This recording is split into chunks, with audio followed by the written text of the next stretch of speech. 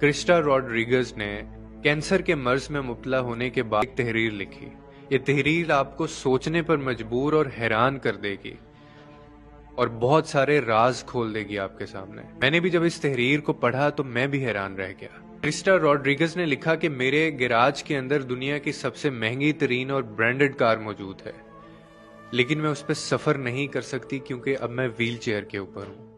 پھر وہ آگے کہتی ہیں کہ میرا گھر شاید دنیا کے قیمتی ترین گھروں میں آتا ہے، جس کے اندر ڈیزائنز، کپڑے، جوتے، ہر طرح کی فیسلٹی موجود ہے، لیکن اب میں ہاسپٹل کے فراہم کردہ سوٹ کے اندر ہوں۔ پھر وہ کہتی ہیں کہ میرے بینک کے اندر اچھی خاصی رقم بھی موجود ہے، لیکن اب اس رقم سے مجھے کوئی خاص فائدہ نہیں ہو رہا۔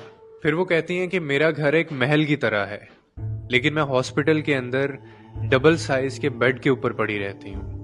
اور پھر وہ کہتی ہیں آگے کہ میں ایک 5 سٹار ہوٹل سے دوسرے 5 سٹار ہوٹل میں جا سکتی ہوں، لیکن اب میں ہاسپٹل میں ایک لیب سے دوسرے لیب میں سفر کرتی رہتی ہوں۔ میں نے سینکڑوں لوگوں کو آٹوگراف دیا ہے، لیکن آج ڈاکٹر کا ایک نوٹ میرا آٹوگراف بن کے رہ گیا ہے۔ پھر وہ کہتی ہیں کہ میرے بالوں کو سجانے کے لیے میرے پاس 7 سے 8 بیوٹیشنز موجود تھیں، لیکن آج میرے سر پہ ایک بھی بال موجود نہیں ہے۔ اپنے پرسنل جیٹ کے اندر میں جہاں چاہوں وہاں سفر کر سکتی ہوں، لیکن اب ہاسپٹل سے اس کے کوریڈور جانے تک مجھے 2 افراد کی مدد لینی پڑتی ہے۔ اور پھر وہ کہتی ہیں کہ میں دنیا کی ہر وہ چیز خرید سکتی ہوں، کھا سکتی ہوں، لیکن اب ہسپتال کے اندر میری خوراک صرف 2 گولیاں اور ایک نمکین پانی سے زیادہ کچھ نہیں ہے۔ یہ گھر، یہ فرنیچر، یہ پیسہ، یہ دولت، یہ گاڑیاں، یہ برانڈز، یہ سوٹ، یہ ڈیزائنز اور شہرت، ان میں سے کوئی بھی میرے کام نہ آ سکا۔ اسی لیے بہت سارے لوگوں کی زندگی میں راحت اور ان کے چہروں پر مسکراہٹ بکھیرنا ہی اصل زندگی ہے۔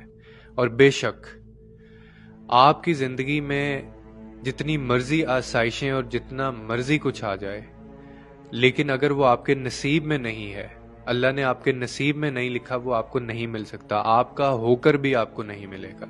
اور اسی لیے ہمیشہ دعا اپنی صحت کی کیا کریں، ہمیشہ دعا اپنے نصیب کی کیا کریں کہ جو چیزیں آپ کو ملی ہیں، جو خوشیاں آپ کو ملی ہیں، اللہ تعالیٰ وہ آپ کو نصیب بھی کرے، آپ کو وہ خوشیاں منانا نصیب بھی کرے۔ آپ کو یاد ہوگا کہ پرانے زمانے میں سب سے بڑی دعا یہی دی جاتی تھی کہ اگر ہمیں خوشی کوئی بھی ملتی تھی تو ہمیں کہا جاتا تھا کہ اللہ تعالیٰ یہ خوشی تمہارے نصیب میں کرے۔ آج میں یہ تحریر پڑھ کر سمجھا ہوں کہ خوشیاں تو ہماری زندگی میں ہوتی ہیں، لیکن ہمارے نصیب میں نہیں ہوتی۔ اسی لیے ہمیں کیوں یہ دعا مانگنی چاہیے؟ بے شک سکون صرف اللہ کی ذات میں ہے، اور موت کے علاوہ کوئی حقیقت نہیں ہے۔